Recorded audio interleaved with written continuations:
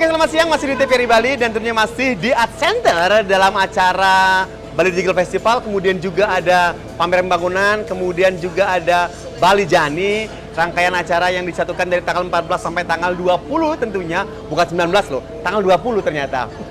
Dan hari ini saya kedatangan tamu luar biasa, pemuda kreatif, pemuda luar biasa, pemuda pintar. Kita sambut yang meriah. Yeay! Coba Gus. Halo semuanya, halo. Rahayu. Rahayu.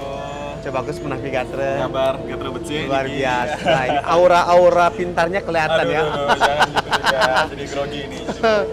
Coba Gus apa kabar nih? Saya lagi tanyakan nih. Kabar baik. Ibu J bagaimana? Ya kena. Beliau adalah mantan dari Jegek Bagus Bali. Awalnya berawal dari Gianyar. Oh, Jegek Bagus Iya Gianyar. betul. Menang di Gianyar. Kemudian? Ke Bali. Oh, Jegek Bagus Bali. Iya. Keren. Dan untuk diketahui adalah beliau adalah seorang dokter.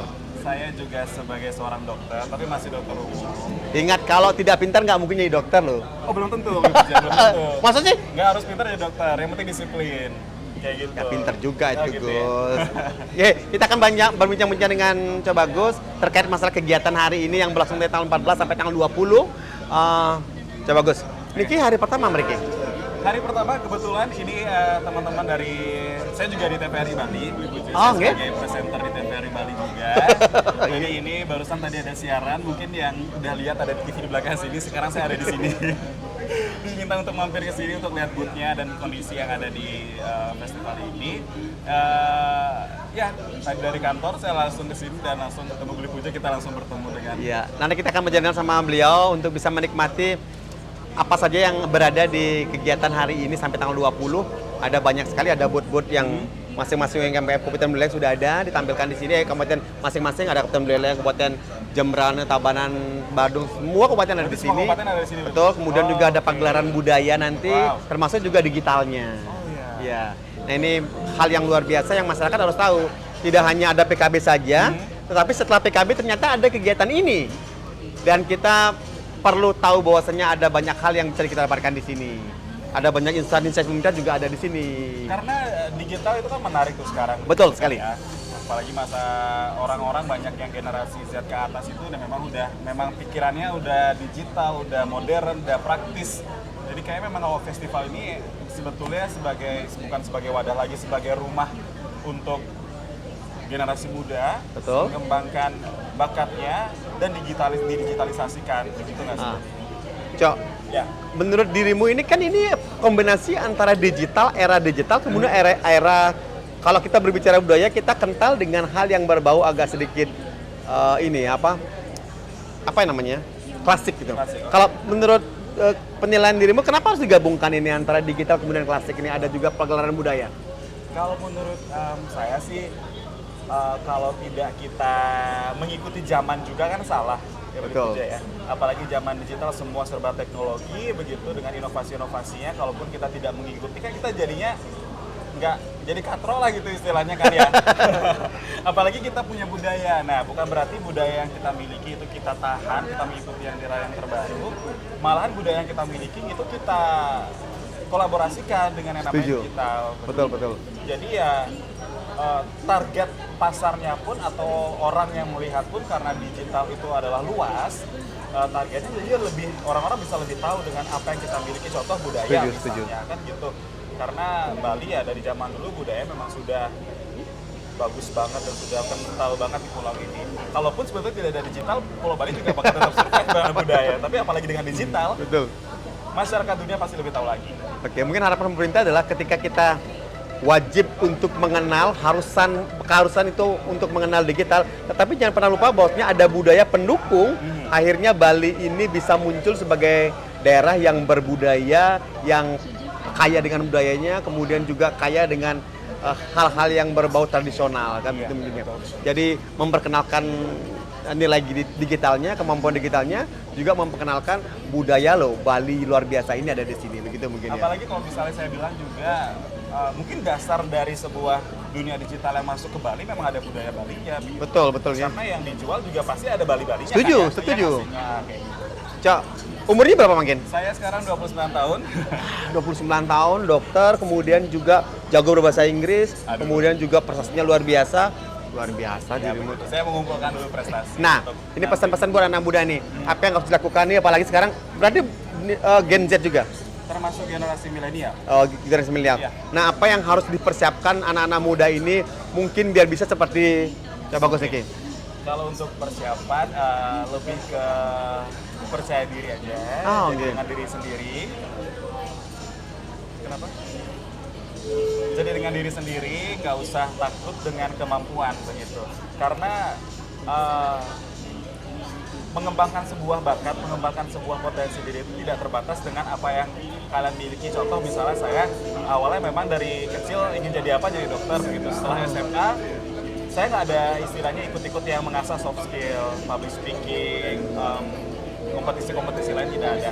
Jadi setelah SMA saya kuliah kedokteran, karena itu pun juga titah dari orang tua dan akhirnya saya juga bisa mengikuti tamat dengan sesuai dengan waktu dan begitu. Dan setelah saya jadi dokter, barulah saya ingin mengembangkan apa yang saya punya. Karena dulu saya juga ingin menjadi sebagai percontohan pemuda, makanya saya ikut ke organisasi juga bagus. Awalnya juga bagus Gianyar, di Gianyar saya dapat juara 1, kebetulan langsung Hare, maju ke Bali, di Bali saya dapat juara 3 begitu. Dan kebetulan juga di Bali waktu itu Beli Puja ternyata 3-3-nya juara juga bagus, itu dokter semua. Sementara sudah tamat saya, yang juara 1-2 masih mahasiswa kedokteran. Oke, Ben. Iya, jadi untuk generasi muda begitu di luar sana nggak perlu buat nahan profesimu atau menahan basic hidup Anda itu seperti apa, explore lagi diri sendiri kayak gitu. Apalagi kemarin juga setelah pas pandemi COVID-19 itu, saya sudah juga bagus, sudah jadi dokter juga sudah, TVRI Bali waktu itu, Yes. open recruitment. Sempat ditawarin gimana mau ikut atau enggak, saya coba aja gitu. Saya coba aja, siapa tahu ada bakat nih ke sini, siapa tahu ada garis tangan ke sini. Saya coba akhirnya lolos. Gitu. Saya coba akhirnya lolos. Waktu itu cowok-cowok cuma penyiar cowok cuma ada yang lolos, ada yang bertahan gitu. Kayak gitu. Dan akhirnya bertahan satu udah saya aja. Jadi itu sebuah kebanggaan gitu kan ya.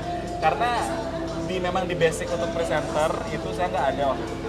Yeah. Memang baru masuk, betul-betul udah masih kosong, nggak ada skill sama sekali. Cuman kalau untuk MC saya ada. Cuman kalau untuk depan kamera baca berita dengan postur dan juga dengan idealnya seperti apa itu saya belum tahu. Jadi waktu itu memang betul-betul mengasah lagi cara bicara, postur tubuh, mimik wajah dan lain-lain.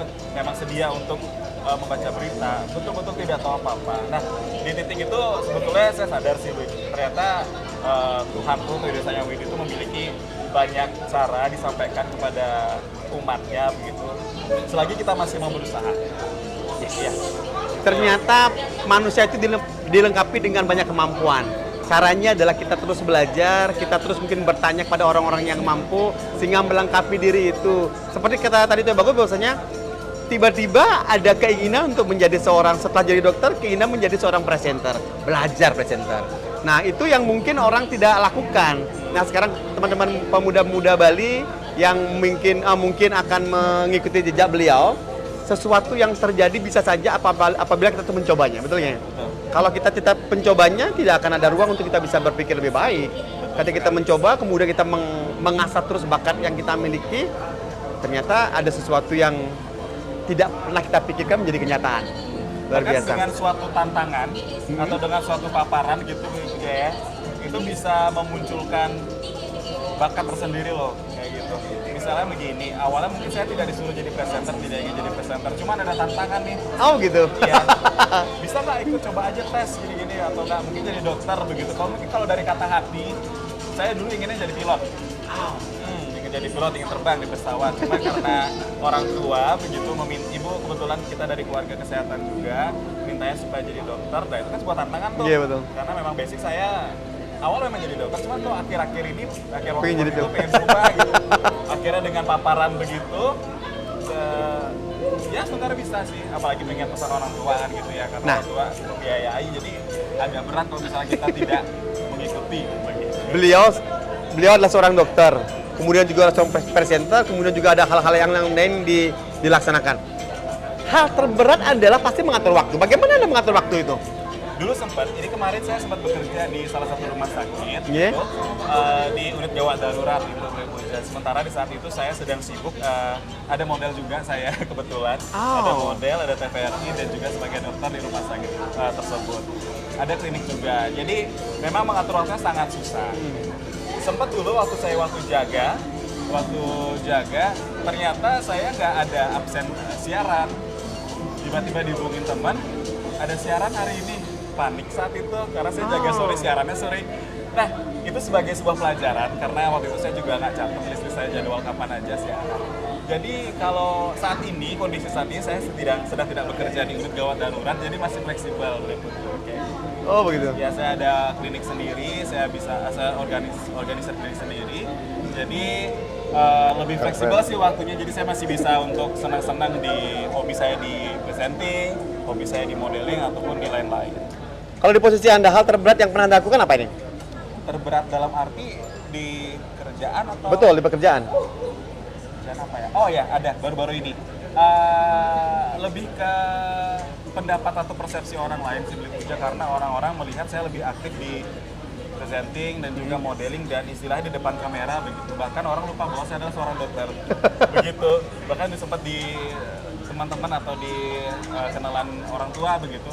Gimana nih kok dokternya nomor 2 nih, kayak gitu kan, jadi sebuah tekanan juga buat saya pribadi. Tapi saya menapis semua itu. Memang saya perlu profesi ini untuk kehidupan saya di masa depan. Karena profesi ini bisa saya pegang sampai saya meninggal nanti. Betul, ya. Dan hobi-hobi ini ya memang ini yang saya suka dan memang saya ingin ini lakukan dari dulu, cuman baru kesempatan sekarang. Karena presenting kan nggak mungkin sampai umur 50 tahun. Betul kan? ya, betul. Sementara jadi dokter saya bisa sampai saya Betul. tidak ada nanti kayak gitu. Jadi lebih ke menghilangkan persepsi orang aja bahwa saya masih sebagai seorang dokter kok, teman-teman. Tapi nggak apa-apa sih, itu nggak apa-apa, sebuah pemacu aja. Nah, by the way, ini hobi yang lain ada nggak? Mungkin kayak bersepeda atau mungkin hobi olahraga yang lain yang memacu adrenalin? Oke. Ada nggak nih Bu Dokter nih? Malam ini, kebetulan malam ini spesial untuk 17 Agustus saya mau mendaki loh. Pekerjaan cuma ke kayak ini nih. Kebetulan sama teman-teman TVRI juga. Oh, Gitu. mendaki nih, yakin bisa? Yakin. Bisa dong. Semoga ini bisa jadi Ini gunung apa nih? Gunung Agung, Gunung Batur? Gunung Batu Karu di Tabanan. Oh, itu kurang lebih tingginya sekitar 2.400 ya? 900-an kalau nggak salah ya. Kok mendekati Gunung Agung ya? Iya, nomor 2 tertinggi di Bali. 2.900, jarak tempuhnya kira-kira berapa nih? Kalau gimana? Jarak tempuh untuk mendaki sampai di ujung? Teman-teman sih yang isi istirahat itu 5 jam sih ya. Ini mendaki pertama? Enggak sih, terakhir udah ada Gunung Batur sih, mendaki atau enggak ya Gunung Batur? Mendaki juga. Ya udah ada Gunung Batur, udah pernah tuh di Bali, baru Gunung Batur aja. Ah, kemudian persiapannya untuk ke Batu Karu apa nih? Gimana? Persiapannya untuk ke Batu Karu? Hanya kita mau tektok. Berdoa, ini bukan doa aja nggak cukup loh. Enggak ya, oke. Anda perlu latihan fisik ini. Kita mau tektok aja Ibu, jadi cuman kayak berangkat malam, nyari sunrise, pagi besok kita udah turun. Nggak ada camp atau apa. Jadi ya dengan harapan masih fit sih ya gitu. Berarti bolak-balik ketinggian 2.900, bolak-balik berat juga loh. Ya pelan-pelan. Kan rame-rame mah teman-teman pasti seru. Whatever itu rame-rame dengan jarak sekian itu. Oke, berarti ini makannya apa? Berangkatnya pagi, malam, malam. Malam kita mau berangkat jam 9. Wah, ini di samping nekat juga ya saya bilang ya.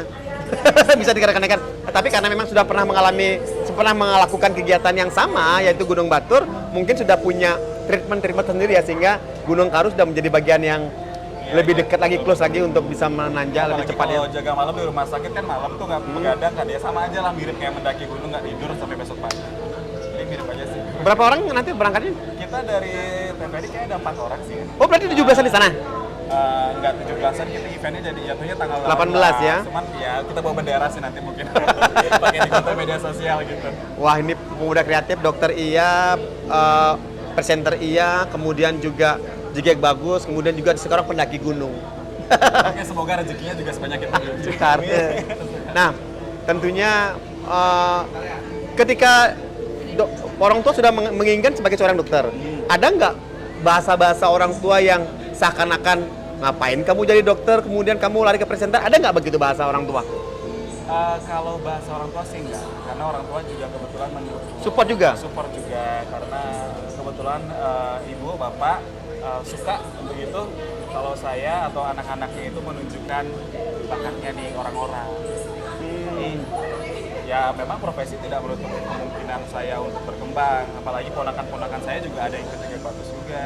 Oh, Gandan.